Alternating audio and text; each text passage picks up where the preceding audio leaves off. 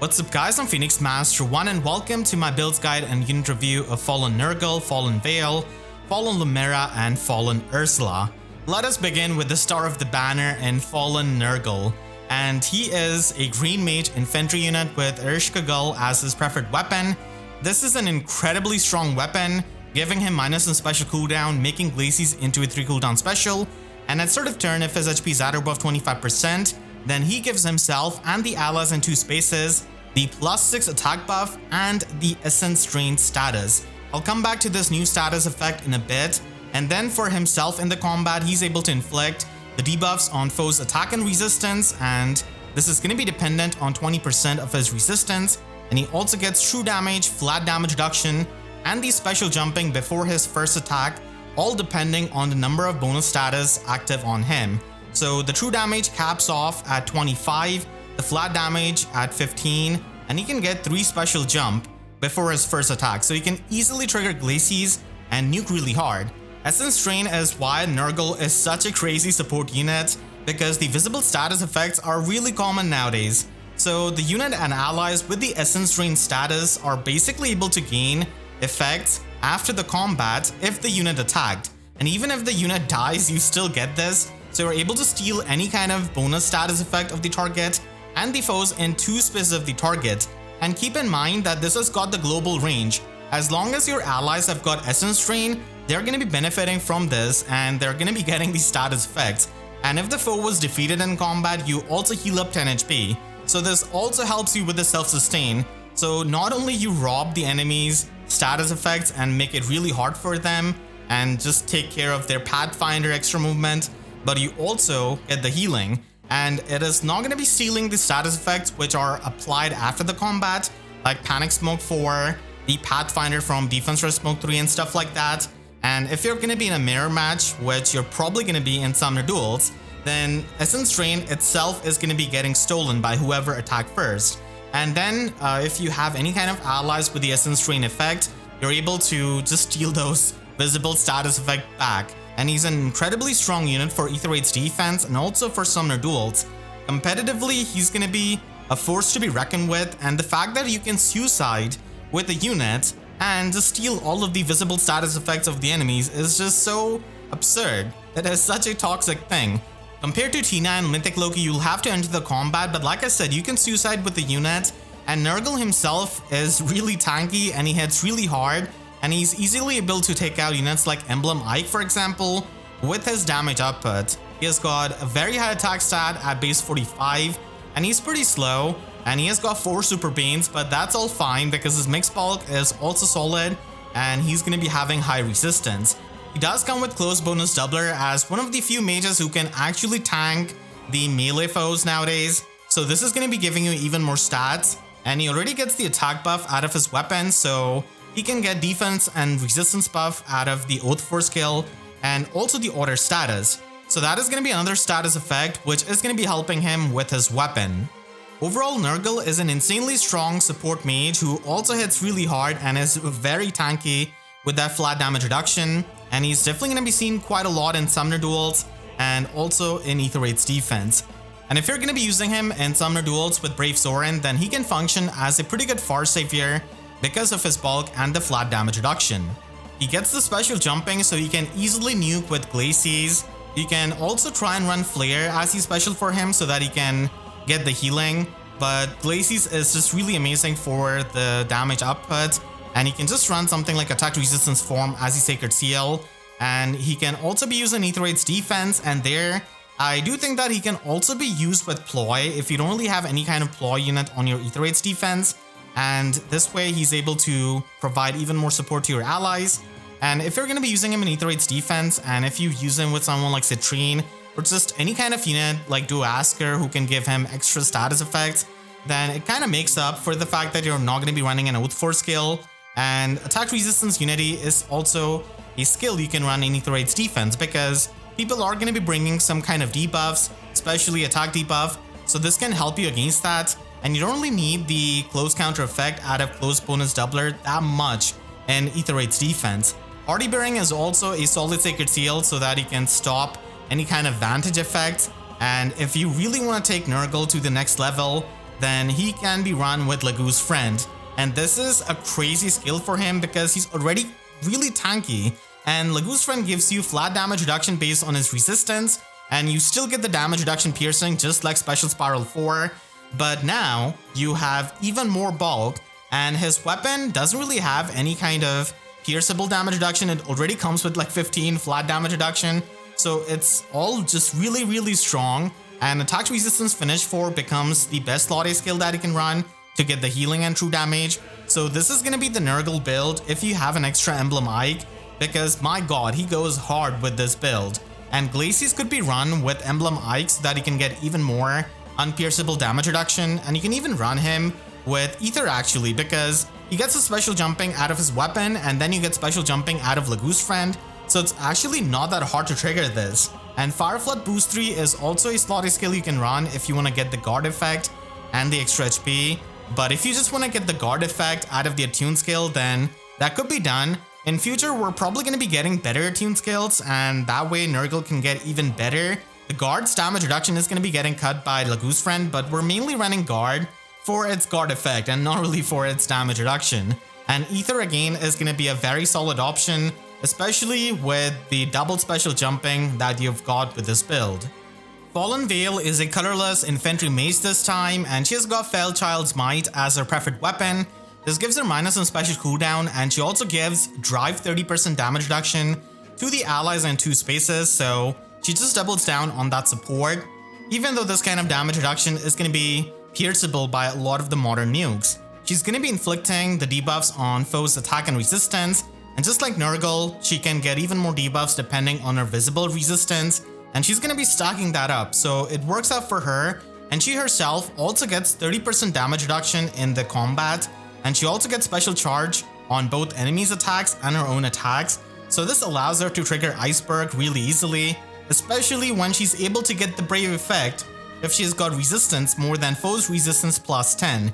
So easily getting the Brave hits like this is amazing and just elevates her nuking potential, and she's easily going to be able to trigger Iceberg on her Brave attack because she comes with the tier 4 tempo skill, which is going to be giving you that null guard. She also comes with Still Water 5 or Crystalline Water, which is going to be giving you plus 8 visible attack and resistance at the cost of minus 8 defense.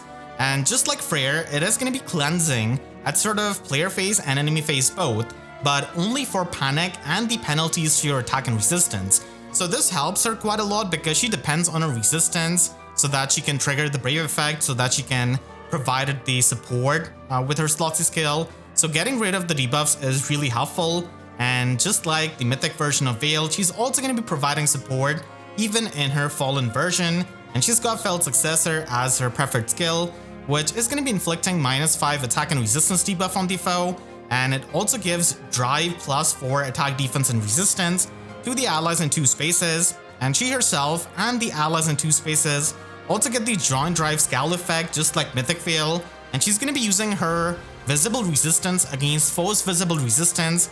So if you've used Mythic Veyle, you already know how it goes. And then she also gives you the scowl effect on the foe's follow-up attacks if they are a ranged foe. So this makes it really hard for the enemy to trigger their specials, and she can be used in the light season, whereas Mythic Veyle cannot be. But you'll have to watch out for Embla because the feud status is going to be bypassing the support of Fallen Veyle and her John Drive effect. And in Summoner Duels, she's going to be helping you with the tanking and also working as a really fantastic nuke because of the Brave effect in her weapon. She does have very high attack at base 47 and base 47 resistance, both with a super boon, and she ends up having a lot more defense, and she's a bit more min-maxed, but still she's mainly going to be stacking up her attack and resistance with her playstyle. Crystalline Water is going to be an amazing skill on any kind of nuke that wants to stack up their attack and resistance, especially for an AoE special like Legendary Lilina, and if you make use of your resistance like Mythic Sather, and if you're being used in Aether Raids where a lot of debuffs are going to be present there, then this is going to be helping you just cleanse that, and it can help you get future focus checks a lot easily. And Citrine is also a fantastic support unit, both in Aether Raids offense and Aether Raids defense, and with Emblem March you can easily pre-charge her AoE special, make use of Crystalline Water, and also not get bothered by any kind of debuff. Even though you take the defense penalty, you still want to be running something like Still Water in her Sacred Seal so that you can have better visible resistance to support her allies. And plus resistance is going to be the best boon that you can get on her. And if you want to run her in Aether Raids offense, then she could be used as a Ruse support unit because she's not going to be tanking herself. So Ruse is going to be providing even more support and the guard effect and the exposure status on the enemy, and also the schism status, which isn't really all that relevant nowadays because Battlecatcher teams have fallen off, but still this is something that she can do. And Phantom Resistance is going to be helping you fully stack up her resistance to trigger the Drive Scowl effect of hers. And again, you will have to watch out for Embla because she's still present on many of the teams. Even though Embla has kind of fallen off a bit, she's still a threat that you'll have to consider. And if you're a big Veyle fan, then Lagu's Friend 4 can also help her because this is going to be giving you that flat damage reduction on your resistance, even though it cuts off the damage reduction that you get from her weapon. And if you run this, then you'll have to move out of Iceberg and run Glacies instead because there is the special cooldown condition of Lagu's Friend for the offensive special, so this could be run with Emblem Ike so that you can get the unpierceable damage reduction.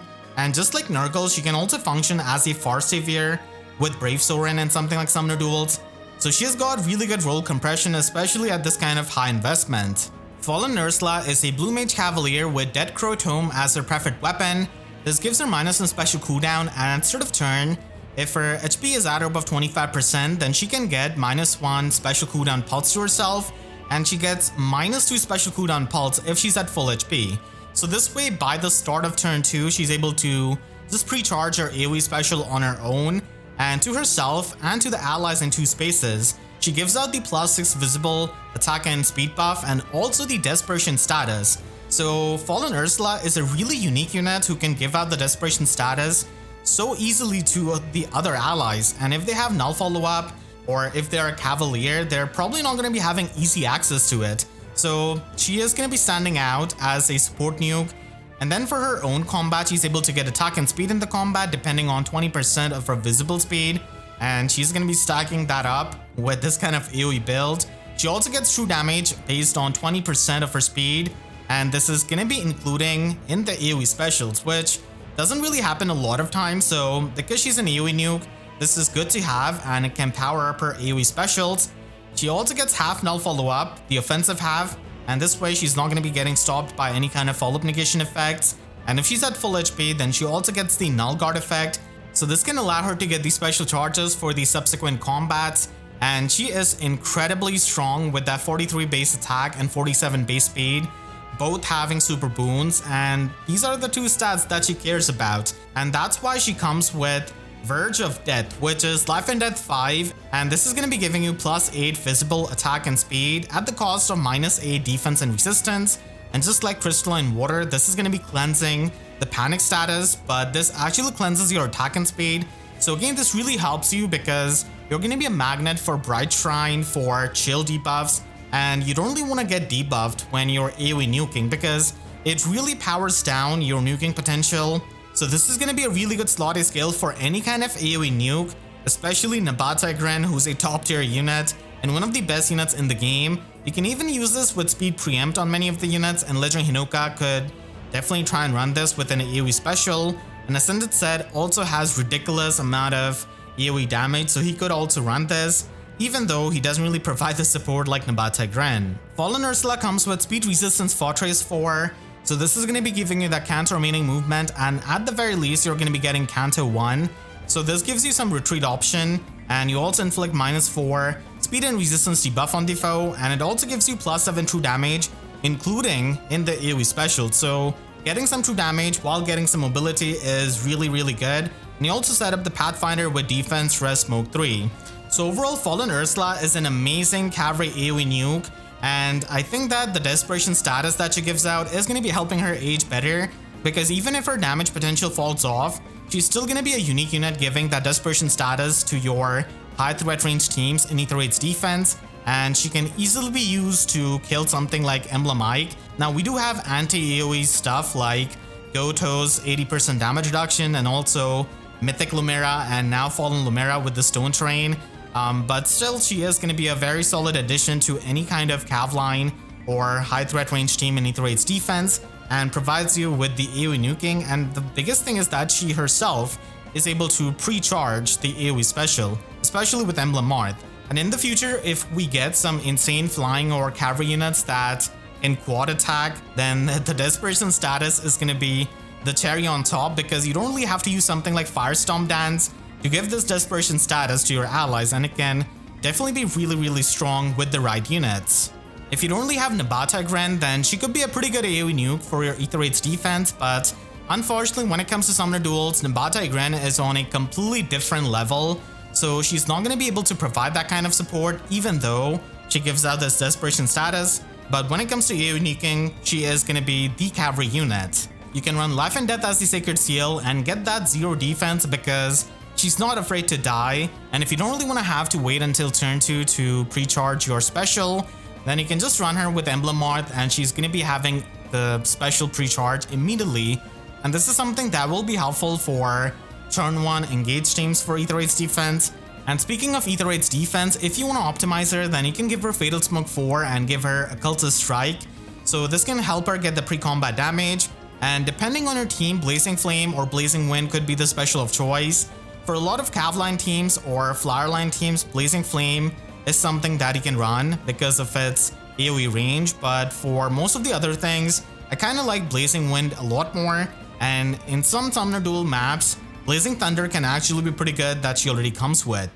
Fallen Lumera is a red infantry dragon this time, and she's got Arcane Feldstone, and I've gone over the best users and the builds of this weapon in a completely different video, so you can check that out.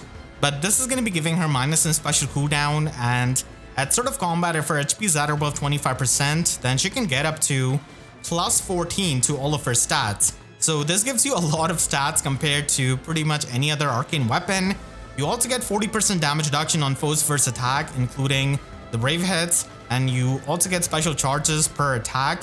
And finally, if you've got more speed than the foe, then you're going to be able to get the full null follow-up effect. So this is a pretty good Dragon Breath that is going to be helping her if she's going to be taking part in any kind of combat, but for the most part, she's going to be supporting allies with her Corrupted Dragon Slothy skill.